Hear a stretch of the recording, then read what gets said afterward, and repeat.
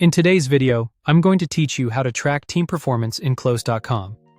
Tracking team performance in Close is one of the platform's most useful built-in features because it gives you a clear view of sales activity, communication results, and overall rep performance without needing a separate reporting tool. If you want to see how your team is doing at a glance, this is a great place to start. First, log into your Close.com account. Once you're inside the workspace, head over to the Reports section. This is where Close brings together activity data, leaderboard views, and performance filters so you can evaluate how your team is performing over different time periods. From there, click on New Activity. This lets you create a report focused on a specific type of team activity.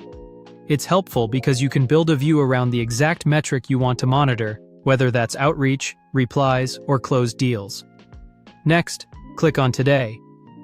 This opens the Date filter, which controls the time range for the data you're looking at. Time filters are important because team performance can look very different day to day, week to week, or across longer periods. Now go to Leaderboard and click on Outcomes.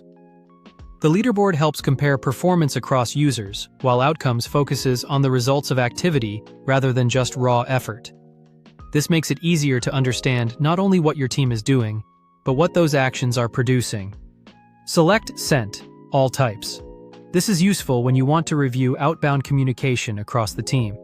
Then set the filter to This Week so you can get a broader view than just today and start spotting short-term trends in performance. After that, go back to Leaderboard and select Received, All Types. This shifts the focus from outbound efforts to inbound responses. Then choose Received SMS if you specifically want to track text message replies, which can be a strong indicator of engagement. Next, choose Monthly.